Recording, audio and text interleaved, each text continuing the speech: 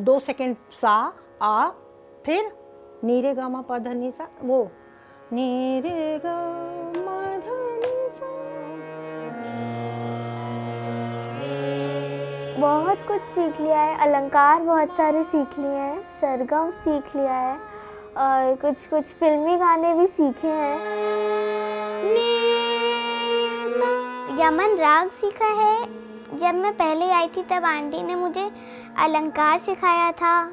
उसके बाद उन्होंने मुझे गाने सिखाए। नी धा पा मा पा गा मा। तो 51 साल की उम्र में हमने एडमिशन लिया भातखंडे में, और 53 साल के जब हम हो गए तब मेरा मास्टर्स कंप्लीट हुआ। इतने अच्छे प्यारे प्यारे बच्चे हमको मिले हैं, और ये प्रथा बड़ी पुरानी है, ज्ञान लेना और ज्ञान देना, और अपने बच्चों को वही चीज़ दीजिए जो आपने गुरु से लिया है, तो वो कभी भी आपका साथ नहीं छोड़ेगा।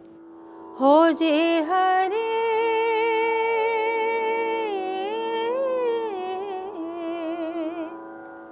कित गए नेहा लगाए,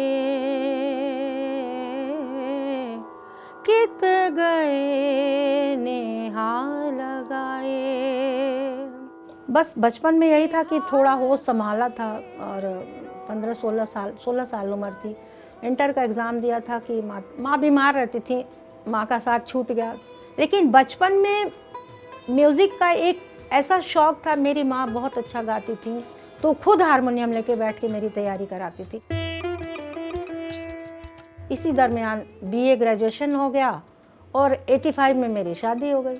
अब शादी जब हो गई तो फिर औरतें अपने आप को भूल जाती हैं। 2003 में एकाएक हमको पता चलता है कि मेरे पतिदेव को किडनी की प्रॉब्लम है, तो उसी दिन से हम टूटना शुरू हो गए। 2007 में ये भी नहीं रहे। मेरी दीदी की एक रिश्ते में दीदी पढ़ती थी, वो संत हैं, वो वहाँ जाती थी, क्योंकि मन की शांति और मार्गदर्शन भी, दोनों बातें मिलती हैं गुरु के पास। तब उन्होंने कहा कि भैया तुम याद करो कि तुम गाते थे और बहुत अच्छा गाते थे, ये ज़रूर है कि वो कहीं दबा पड़ा है, वो दबी हुई चीज़ को तुमको फिर से निकालना है।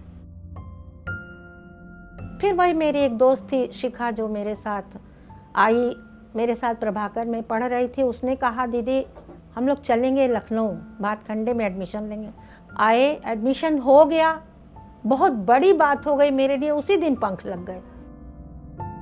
2-2 घंटे कमरा बंद करके 2-2 घंटे 3-3 घंटे पेन चलाने की शुरुआत की, क्योंकि हमने 40-45 साल पेन नहीं उठाया था।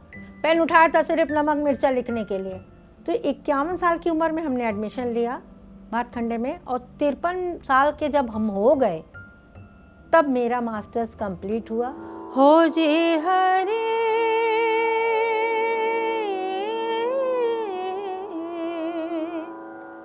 कित गए नेहा लगाए। छोटी बहन का साथ था ही हमारे, वो चलता रहा। फिर हम लोगों ने आकाशवाणी का फॉर्म भरा, हमारा रेडियो में सिलेक्शन हुआ, उसका भी हुआ, मेरा भी हुआ।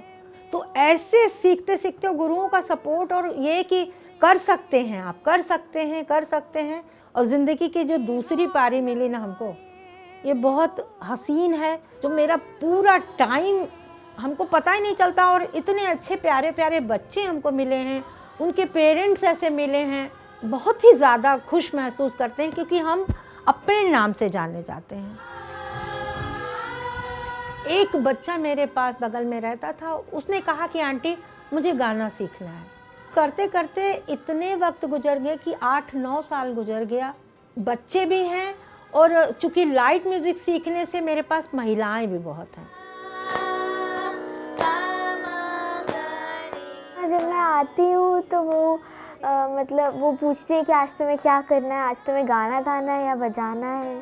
तो अगर मैं कहती हूँ गाना, तो पहले वो ओम करती हैं, ओम कराती हैं, फिर वो सरगम कराती हैं, अलंकार कराती हैं, और फिर वो राग परिचय करती हैं, मतलब राग सिखाना शुरू करती हैं। तो मेरे बाबा मैम को जानते थे और मैं उनसे मिलती रहती थी, और मैंने मम्मी से कहा था कि मुझे म्यूज़िक सीखना है। तो मम्मी ने कहा था कि यहीं इसलिए हमारी कॉलोनी में एक म्यूज़िक सिखाने वाली आंटी रहती हैं, उनसे सीखना है तो सीख लो। सारे सा रे ग रे ग म ग प म ग म प म ध प म प ध प नि ध प ध नि ध सा नि ध रे सा नि सा नि सा ध नि सा। जैसे बना के कोयलिया। किसी गुरु का होना बहुत ज़रूरी है ज्ञान, किसी भी तरह का ज्ञान लेने के लिए। और जब हम किसी से ले पाते हैं तो फिर हम अपने बच्चों को दे पाते हैं। तो गुरु का आचरण, उसका सम्मान करिए और अपने बच्चों को वही चीज़ दीजिए जो आपने गुरु से लिया है, तो वो कभी भी आपका साथ नहीं छोड़ेगा। उड़ बाग गई फूल बगिया गई, ऐसे बापैया घर छोड़ के अब ससुररिया चली, मैं ससुररिया चली।